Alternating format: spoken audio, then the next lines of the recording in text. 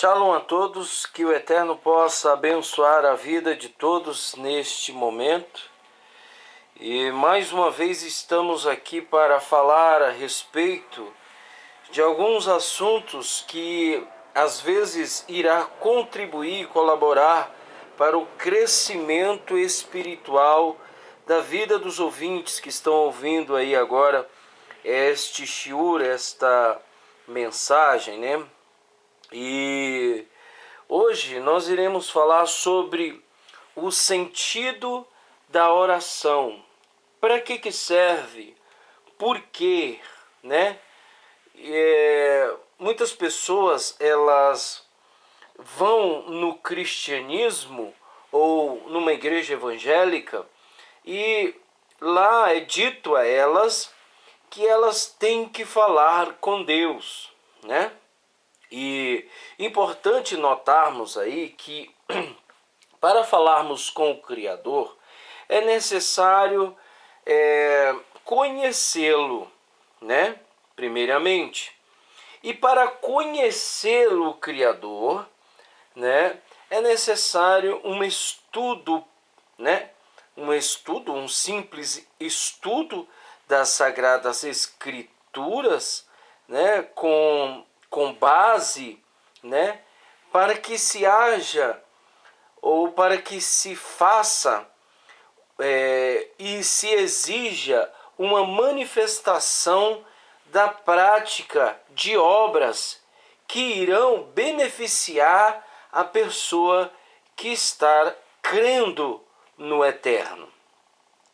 Muitas vezes no cristianismo, as pessoas vão à igreja e elas, como eu disse, o pastor fala, vocês, ou padre, ou bispo, o que quer que seja, as pessoas vão em determinadas religiões e lá é dito para elas, né, que se deve falar com Deus. Porém, existe pessoas, né, que embora não tenham uma clara certeza em fatos, em estudos profundos, né, e na sua simples, né, na sua humilde simplicidade, ela se dedica à oração espontânea. E esta oração espontânea pode alcançar o mundo superior. Ou seja, essa pessoa pode se elevar com as orações espontâneas, orações proferidas com a alma, né? Com os sentimentos mais profundos que existe dentro de nós. E assim ela atribuir para si um crédito do Eterno, né? Ou até mesmo o Eterno pode abençoar esta pessoa. Não é necessário, para se falar com o Eterno, não é necessário ir numa igreja. Não é necessário aprender 100%, né, as escrituras, né? Embora isto é um ponto aonde muitas pessoas não conseguem encontrar o Eterno. Né? Estudar as Escrituras vai nos fazer ter consciência de quem nós somos, principalmente a leitura da Torá, principalmente as parachotes, né? As leituras da Torá, né? Aonde é ministrada, né, pelo Tetzadok Benderi, e as pessoas podem ouvir as paraxá, principalmente todo o Shabat. Todo o Shabat, se a pessoa não tem uma congregação, né, aí na sua cidade, no seu estado, que viva verdadeiramente uma verdade, então essas pessoas elas podem assistir pela internet no Shabat, ouvir a mensagem, estudar em família, né? E assim e buscar o Eterno, ok? É necessário algumas pessoas passarem por esta transformação. Porém, existem pessoas que não é necessário, o Eterno já a conhece. Isso são assuntos pessoais entre o Eterno e a pessoa. Porém, eu estou aqui analisando tudo, né? Mas geralmente as pessoas que não conseguem se conectar com o eterno, digamos assim, ter uma conexão com o eterno, essas pessoas encontram dificuldades. Por quê? Porque o eterno não pode habitar num coração impuro, numa vida que está cheia de mentiras, que está cheia de prostituições, que está cheia de adultério, cheia de homicídio, de lashon hará, de roubo. O eterno não pode habitar nestas vidas, né? Quando eu falo habitar, né, embora ele é a própria essência, embora o seu próprio espírito pertence a ele, o eterno ele nos traz a shalom, a certeza, a convicção. E ele não pode habitar nesses corações assim, nessas vidas, né? E aí o que acontece? É necessário uma pessoa passar por uma adaptação, né? E são mais de 90% dessas pessoas precisam passar por essa adaptação. Por isso nós estamos aqui hoje falando sobre a questão da tefilá, da oração, das rezas, né? Que o judaísmo assim coloca em prática. Pois bem, existem pessoas que devem passar por este processo. Se na sua cidade existe uma sinagoga ou uma congregação, uma querrilá, né, que se reúne e vive uma verdade, então é necessário você estudar a Torá nesta congregação. É necessário, né? Estou falando, congregações que vivem a verdade, ok? Não estou falando em todas, porque hoje nós devemos tomar muito cuidado com certos lugares aonde estamos indo, certo? Então, pois bem, o sentido da oração ele nos tem a nos conectar. Primeiramente, antes de falarmos sobre o sentido da oração com base nos ensinos dos nossos sábios, nós iremos abordar algumas coisas que faz nós entendermos melhor, né? Jamais, pessoal, jamais, meus irmãos, jamais nós podemos fazer as nossas orações de qualquer maneira, né? Jamais nós podemos fazer as nossas orações por fazer. Não pode estar em nossas vidas essa manifestação, ok? Primeiro é necessário, nós podemos observar em algumas situações, nos Ketuvim Netzarim, ou seja, na Brit Hadashah, que atualmente é chamado de Novo Testamento, que está errado, né? Nós vemos ali citações de pessoas que alcançaram a Shalom, a certeza. Nós temos um dito em que Yeshua diz claramente que subiu 2 homens com o intuito de orar, de fazer uma tefilá. E estes homens eram um publicano e um fariseu.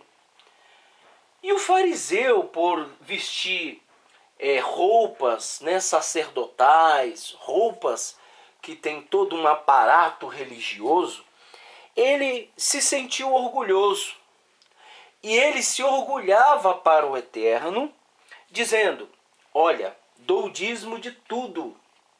Ou seja, as pessoas não entendem o real sentido do que o Eterno está pedindo. Elas não entendem, não compreendem que por trás da Torá existe um princípio. E os princípios estão acima da lei. Ou seja, o Eterno não quer só que você dê o dízimo, mas que você ame o seu próximo. Infelizmente, este fariseu ele subiu com o intuito de fazer a sua oração e ele falava, né, orgulhosamente dizia: olha, grandioso e poderoso El Shaddai, eu dou o dízimo de tudo que eu tenho, tudo que possuiu eu dou o dízimo. Ou seja, ele vem primeiro com a argumentação de que o Eterno é grande, como se o Eterno fosse se surpreender e não conhecer o coração do ser humano, não conhecer os seus intuitos, né? Porém, do outro lado, e tinha um homem que não ousava levantar a cabeça. Por quê? Porque ele se sentia pecador, ele se sentia inferior, homem que precisava de se reconciliar. E ele não abria a boca, mas balançava a cabeça e dizia: ser compassivo comigo, ser paciente comigo. Ou seja, dentro destas palavras, né, por trás dessas palavras havia um pedido de clemência, um pedido de misericórdia. Pois bem, aí nós vemos a importância da oração, né? Veja, a oração ela tem que estar conectada diretamente com o seu Criador. Ou seja, eu estou falando para pessoas que respeitam o Eterno. Eu não estou falando para pessoas que vão fazer suas orações em busca de bens materiais, em busca de quererem alguma coisa do Eterno, um benefício, alguma coisa. O Eterno já nos conhece. Eu acredito, eu já fui respondido, né, pessoalmente falando, eu já fui respondido em orações minhas que eu não abri a boca, mas apenas pensei de uma forma humilde, né? Eu acredito que eu fui respondido e o Eterno me abençoou. Encontrou outras situações, orava e o Eterno nunca orava, falando e o Eterno não me abençoou até hoje. Veja, existem situações e situações. Isso nos faz entender que nós devemos ser simples, humildes, né? Para que haja uma conexão com o Eterno. Primeiramente, sua mente não pode estar envolvida com nada secular deste mundo. Não pode ter pressa em terminar as suas orações. Porque se você tem pressa, não vai haver manifestação divina dentro de você. Você vai apenas o quê? Passar o tempo com palavras vãs. E isso não é bom, você está desperdiçando um tempo. É necessário você se colocar, né, na posição de humilhação diante do Eterno e assim se conectar diretamente com o Eterno, né? A oração mais profunda é aquela que se conecta com a base da alma, que é com o coração.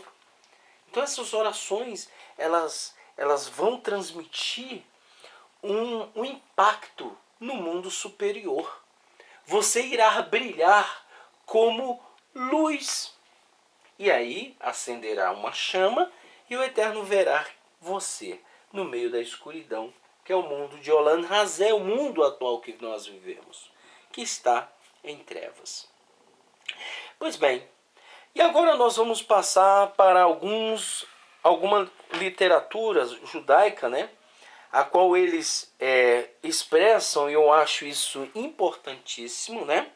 E no começo aqui do livro, esse livro que eu estou lendo é um livro de orações do judaísmo, né?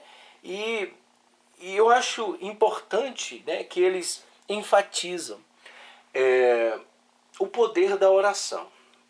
E eles são bem claros, né? E bem diretos em avisar que não se pode fazer orações repetitivas. E o Mashiach, o nosso Mashiach, Yeshua HaMashiach, nos alertou que não useis de vãs repetições, porque o Eterno já sabe, né, o que nós precisamos. Bem, e aqui nesta literatura, né, dos nossos sábios, ele fala o seguinte: o sentido da oração. É certo que, às vezes, eu rezo somente para obedecer à lei judaica, que exige de mim rezar.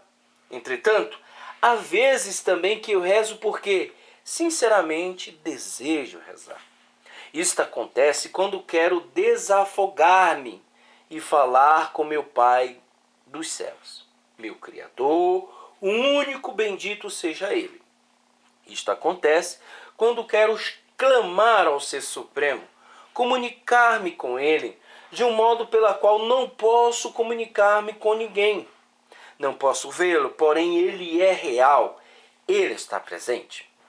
Tais momentos acontecem-me somente às vezes, porém são produzíveis. Algumas vezes, quando estou aflito ou quando sinto-me só e abandonado por todo mundo, às vezes, como sinto-me angustiado pelo estado de um ser querido ou quando minha gente se sente em perigo. Em tais momentos, é possível que meu lamento vá acompanhando de uma lágrima, um coração aflito, uma sensação de desespero.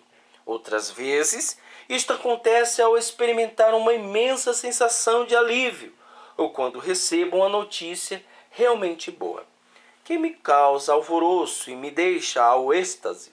Então, meu clamor pode ser acompanhado por uma sensação de expansão e por um profundo sentimento de gratidão. Não posso saber se o Eterno aceitará minhas preces e responderá afirmativamente a elas. Porém, sei e creio firmemente que Ele escuta minhas preces. Se eu não rezasse regularmente por um sentido de dever de rezar, não creio que me seria possível rezar naqueles momentos em que realmente quisesse fazer. Recordo-me que, quando era menino, contemplava o meu pai, de bendita memória, quando recitava suas preces, algumas vezes, particularmente nos dias solenes. Lágrimas somavam-se aos seus olhos. Recordo-me que me sentia perturbado. Não entendia o que fazia-o chorar. Queria fazer algo para deter seu pranto. Apontava minha vista dele. Não podia entender quais eram seus pensamentos em tais momentos, porém agora entendo. Estava presenciando uma muito íntima comunicação entre meu pai e o seu Criador. Agora, eu também me comunico às vezes com meu Criador. Vivemos numa época na qual não se costuma orar, inclusive entre pessoas filiadas a uma sinagoga. São muito poucos os que rezam diariamente, ou sequer uma vez por semana. Os que não rezam regularmente adotam um ar de que têm superado essa etapa, e que eles não necessitam rezar. A razão pela qual filiam-se a uma sinagoga é para identificar-se com o povo judeu e com uma comunidade judaica, e talvez inclusive com a fé judaica, porém não com a finalidade de orar. Alguns consideram que a arrogância espiritual do homem contemporâneo constitui-se num obstáculo para que ele possa rezar, visto que a ação de rezar requer capacidade de sentir reverência e gratidão. A pessoa pouco modesta e arrogante não pode orar, sinceramente, porque não sente reverência e gratidão. Tem demasiada fé em sua própria capacidade de realizar milagres e justiça todas as suas vitórias, as suas próprias forças. Carece da necessidade medida de humildade. Embora isto corresponda exatamente para certas pessoas, há dificuldade de outras em entregar-se à comunicação com o Eterno. Pode por vir do ascetismo e da dúvida.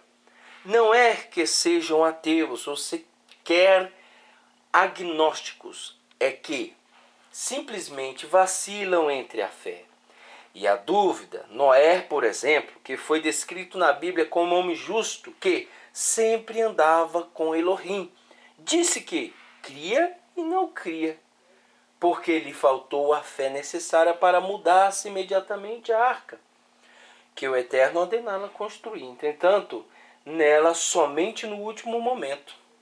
Nossa geração também parece manter-se em um precário equilíbrio entre crer e não crer, inclinando-se algumas vezes em um sentido e outras vezes em outro.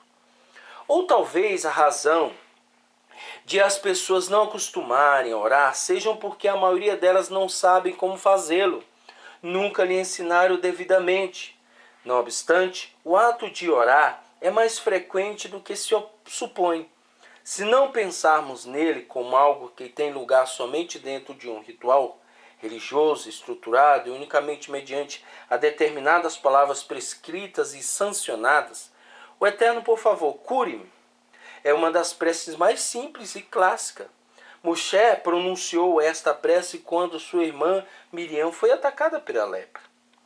Barnaba 12:13. De um modo ou de outro, estas mesmas preces é pronunciada por um sem número de mães, filhos e amigos. Ou vejamos o tal frequente suspiro de alívio, graças ao Eterno, que surge depois de haver passado um período de intensa ansiedade em razão de um grave acidente, ou de uma séria enfermidade, ou uma perigosa missão, ou quando um ser querido parece estar entre a vida e a morte, ou entre o êxito e o infortúnio. Isso também é uma oração e costuma ser pronunciada tanto por pessoas que pensam que nunca rezam, como por aquelas que o fazem com consciência e deliberadamente regularidade. Ou consideremos o sentido de reverência e admiração que brota no coração, à vista de grandes cenários da natureza, vastos oceanos, montanhas imponentes, desertos impressionantes. O rei Davi resumiu dizendo: ó Eterno, quão grandes são as tuas obras. E isto não é, por acaso, uma prece? Mesmo quando expressado como um simples magnífico, por gente menos talentosa, poeticamente, do que o autor do livro de Salmos? Entretanto, se crê-se que estes fenômenos são obras do Eterno e tem-se a intenção de louvá-lo por elas, então estas palavras também constituem-se em uma prece. Ou consideramos a pessoa que tem um remorso de consciência por alguma iniquidade e no mais íntimo dos seus pensamentos diz: como estou aflito por isso. Isto também é uma prece, especialmente se acompanha das palavras: perdoa-me. Estes exemplos são universais e referem-se também aos 4 tipos de preces contidas no Sidur. A prece de pedido, considerada pela maioria das pessoas como que a natureza e a finalidade de toda oração, não é mais que um dos 4 tipos de prece. Os outros tipos de oração são as de agradecimento, as de louvor ao Eterno e as preces que basicamente são a introspecção e de confissão. A palavra hebraica para rezar é Yehepetlalel. Não significa rogar ou suplicar ao Eterno. Ela provém do radical hebraico PLL, cujo sentido aproxima-se dos últimos dos 4 tipos de preces aqui mencionados. Significa julgar. Portanto, Yehipalel, rezar, pode ser traduzido também por julgar a si mesmo. Esta é a chave do verdadeiro propósito de entregar-se à oração. Ainda que solicitemos ao Eterno que nos proporcione o que nos falta, ou que lhe agradecemos por algum bem que nos fora brindado, ou lhe exaltemos os seus imponentes atributos, toda prece está destinada a ajudar-nos a converter-nos em seres humanos melhores. Enquanto os judeus que optam por reger suas vidas segundo os preceitos e as tradições do judaísmo, entregam-se diariamente à oração, como parte de seus deveres religiosos. Os judeus que se afastam da subservância tradicional e do hábito de rezar regularmente em momentos determinados, encontram muitas ocasiões nas quais não só pronunciam sinceras e sentidas palavras de rezar, como conscientemente querem participar dos serviços formais do ritual de oração. Ainda que a prece espontânea possa às vezes aflorar facilmente aos lábios, no geral isto representa um grande desafio. Para quem não está acostumado a rezar, não é fácil fazê-lo. Surgem as perguntas: o que direi? E como o direi?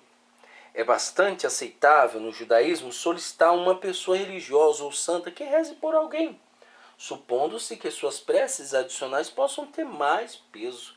Berachot, né? 34b. Porém, geralmente, o reze por mim, rabino, significa mais uma solicitação do que o rabino substitua suas próprias preces do que solicita pelas de outra pessoa do rabino, do que contemplá-las. Em uma análise final, nós cremos que toda pessoa tem os mesmos direitos e as mesmas obrigações de dirigir-se ao Eterno e fazê-lo diretamente para resultar ser mais significativo do que fazê-lo por meio de intercessores. Nossos sábios entenderam este problema. Eles chegaram a uma conclusão de que são poucos os que possuem a capacidade de expressar seus sentimentos e pensamentos mais profundos. Portanto, proveram-nos de orações compostas por mestres da liturgia e estabeleceram uma estrutura formal na qual podemos dar expressão a toda vasta gama de estado de ânimo do ser humano, as nossas esperanças e temores pessoais, as nossas aspirações e experiências racionais, as nossas mais simples necessidades materiais e as nossas mais elevadas aspirações espirituais que transcendem a história e chegam até o infinito. Isso nos serve também para ensinar-nos o que é que devemos pedir e para educar-nos nas aspirações que devemos sustentar. As orações clássicas e os serviços rituais estruturados têm resíduos e prova do tempo. Em todas as gerações, os judeus têm encontrado sentido e conteúdo em palavras compostas há 3.000 anos. E por que não? A tecnologia pode ter avançado, as culturas, as civilizações podem ter mudado, porém a natureza humana e a condição humana têm permanecido constante. As preces judaicas têm demonstrado ser oportunas em cada momento, bem como permanentes e duradouras através dos tempos. A capacidade de rezar não é patrimônio exclusivo dos fiéis de um determinado credo. Toda pessoa que crê em Elohim sente-se impulsionada, em um momento ou outro, a pronunciar uma sentida oração dirigida a ele. E às vezes, não crentes, recalcitrantes também se sentem movidos a fazê-lo. Então, se o rezar é comum às pessoas de todos os credos, o que torna judaica a oração judaica? A oração judaica é uma oração que utiliza o idioma hebraico da Bíblia e que reflete o espírito judeu. É uma reza que expressa os valores fundamentais do povo judeu e afirma os artigos básicos da fé judia. É uma prece que reflete nossa experiência histórica e que expressa nossas aspirações para o futuro. Quando a reza de um judeu não reflete um desses componentes, ele pode estar rezando, mas não poderá afirmar-se que está rezando como judeu. Um judeu pode escolher suas próprias palavras quando reza ao Eterno, mas quando utiliza as palavras do Sidur, torna-se parte do povo judeu. Deste modo, identifica-se com os judeus de todo o mundo, que utilizam idênticas palavras e expressam os mesmos sentidos. Assim afirmos o princípio de uma mútua responsabilidade e preocupação. Ocupa seu lugar desde os alvorecer da história e vincula-se com Abraão, Isaac e Jacó. Reafirmam seus direitos a um futuro judaico neste mundo e a redenção pessoal no mundo vindouro. Tudo que tem a peculiar e a tecnologia judaica, tudo que tem em especial os valores judaicos, tudo que tem singular história judaica, tem também as preces judaicas. O Eterno está próximo de todos os que o invocam, daqueles que o invocam com sinceridade. Salmo 145, 18. Veja, o que tem a ver a ética com a oração? A resposta que o judaísmo dá é tudo. No judaísmo, ambas estão intimamente ligadas. A estreita vinculação entre a ética e as preces é apreciada nas disposições que regem o procedimento formal de reza, no conteúdo das orações e na tecnologia da reza. A ética alude à forma em que nós referimos às outras pessoas e ao mundo em que vivemos. As preces, por sua vez, parecem ocupar-se somente de nossa relação com o Eterno e com o mundo que está mais além do que conhecemos empiricamente. Há quem considere que os terrenos da ética e da oração são dois domínios separados, independentes, porém o judaísmo exige muito claramente a vinculação de ambos. Se a imagem popular de uma personalidade religiosa é a de uma pessoa que reza, o judaísmo insiste em que não há de ser este o único critério como o qual valoriza-se a personalidade religiosa. Não obstante, há rezas.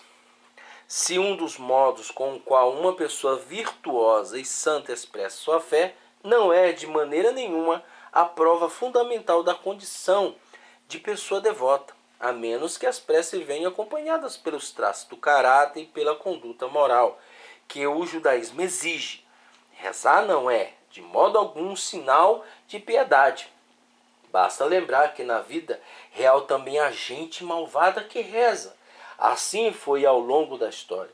Gente inescrupulosa se dirige ao Eterno, não para submeter-se à sua vontade, não para purificar seus corações e suas ações, senão com a esperança de que o Eterno haverá de entender as suas demandas egoístas. O judaísmo considera tais preces como um sacrilégio, ao invés de ser um ato que traduz reverência ao Eterno. Essas preces são julgadas como um ato de desprezo ao Eterno, de profanação ao seu divino nome. A estreita vinculação entre a devoção religiosa e a conduta ética impregna todas as fibras do judaísmo desde seu começo. O salmista compara a prece do expoliador à blasfêmia, Salmo 10:3. O profeta Isaías foi como categórico, ainda que a Torá tivesse estabelecido minuciosas disposições a respeito das peregrinações ao templo e da apresentação de diversas oferendas ao Eterno, o profeta valentemente proclama em nome do Eterno: quando vierdes a comparecer perante mim, eu vos direi: quem requereu de vós isto, para pisardes os meus átrios? Não continueis a trazer vãs ablações, o incenso para mim é abominação. Quando entenderdes as vossas mãos em oração, esconderei de vós os meus olhos. Ainda quando multipliquei as vossas orações, não os ouvireis, pois as vossas mãos estão cheias de sangue. Veja, isso é muito importante para nós. Isto não significa que o profeta fosse contra os sacrifícios ou as orações. Ao que se opunha e condenava por igual eram as preces e os sacrifícios oferecidos sobre um fundo de práticas imorais e não éticas que observava ao seu redor. Afastai a maldade de vossas ações, aprendei a fazer o bem, buscai a justiça, socorrei o oprimido. Disse Isaías 1:16-17. Isto e não as rezas são o critério e a prova real da devoção do homem ao Eterno. As preces e as oferendas daqueles que tenham passado por esta prova não são abominações. São muito ilustrativas as palavras utilizadas pela Mishnah ao ensinar-nos que o Eterno quer que os seres humanos dirijam-lhe suas preces. O Eterno anseia pelas preces do justo. Levamot 64a. Isto exclui categoricamente as orações dos malvados, dos pecadores injustos. O salmista expressa isto a seu modo: quem subirá ao monte do Eterno e quem estará no seu santo lugar? Aquele que é limpo de mão e puro de coração.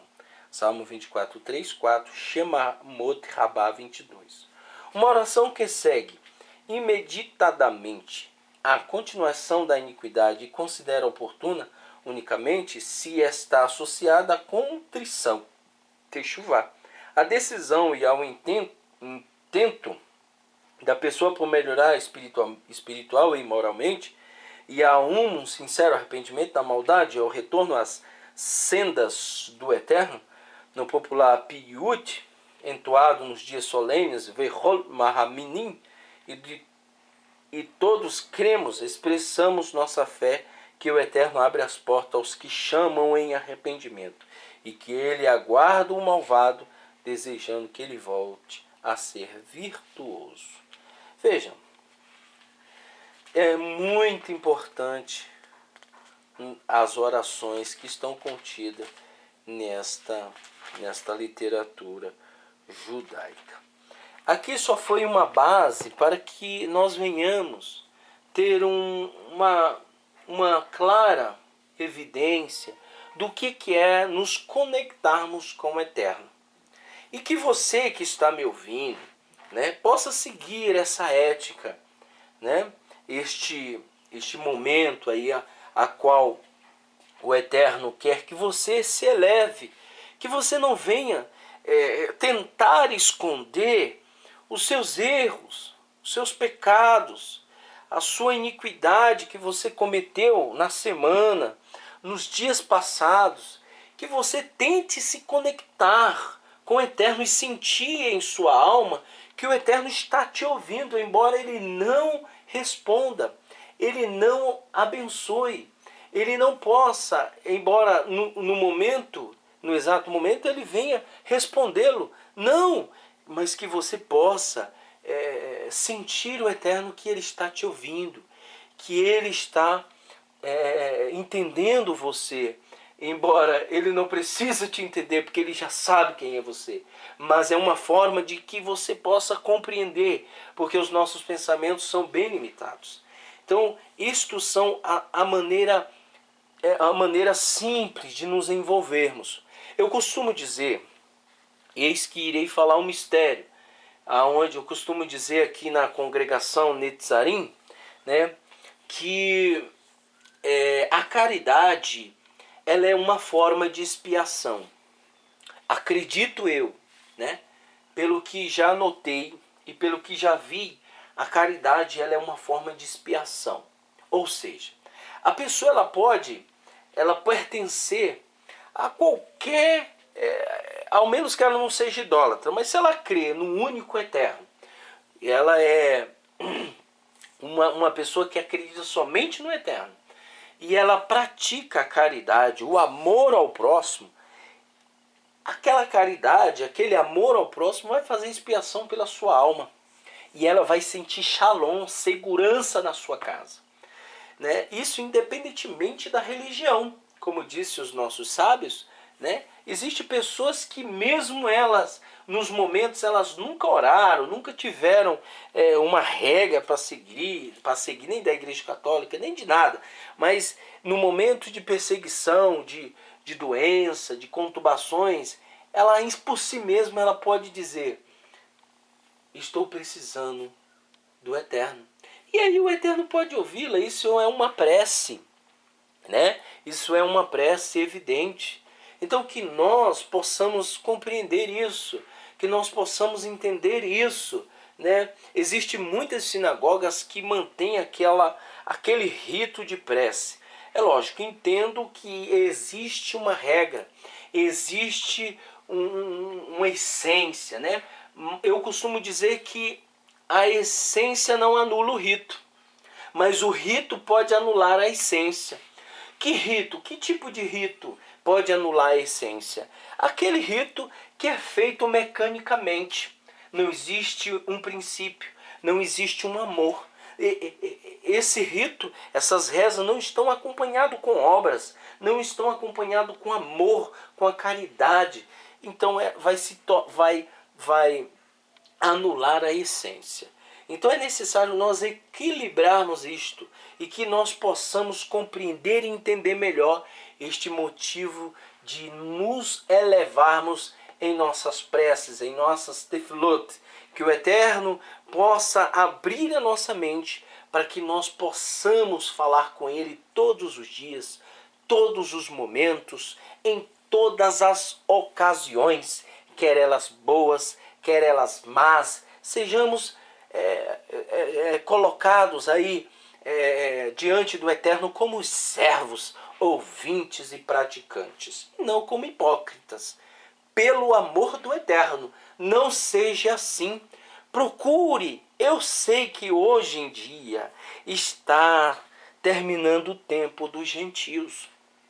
Nós sabemos que está terminando e olha lá se não já acabou, né? Até o tempo dos gentios se completarem. Se o tempo dos gentios se completou, meus irmãos, é difícil. Porque o Mashiach mesmo ele disse, Yeshua HaMashiach ele disse que nos últimos dias o amor de muitos se esfriaria. Então vai ser muito difícil as pessoas se voltarem para o Eterno. Vai ser muito difícil. E ele disse, é com muito esforço que nós vamos conquistar o reino. E é tomado por esforço. Então eu peço a você que você se una conosco neste momento. Neste momento que nós estamos aqui, não é fácil. Você pensa que é fácil para nós também? Não é fácil não. Pensamos no Eterno 24 horas. 24 horas por dia estamos interligados com o Eterno. Por quê? Porque nós não sabemos o dia de amanhã. E eu vou fazer uma oração por você, que está assim. Você que está aí ansioso, não tem direção da tua vida, quer dar cabo da tua vida, que não sabe mais para onde ir, não sabe o que fazer, né? Que o Eterno possa ter misericórdia de você. Que o soberano neste momento, ó Eterno, nosso Elohim, Yahweh, nosso Elohim, nós te pedimos, Pai, abençoa a vida desta pessoa. Tenha misericórdia dela. Tenha compaixão desta vida. Fortaleça essa alma, esse espírito, que ela possa colocar em posição e assim praticar a tua vontade. Que o Eterno possa te abençoar, meu irmão, hoje, amanhã e para todo sempre. Amém.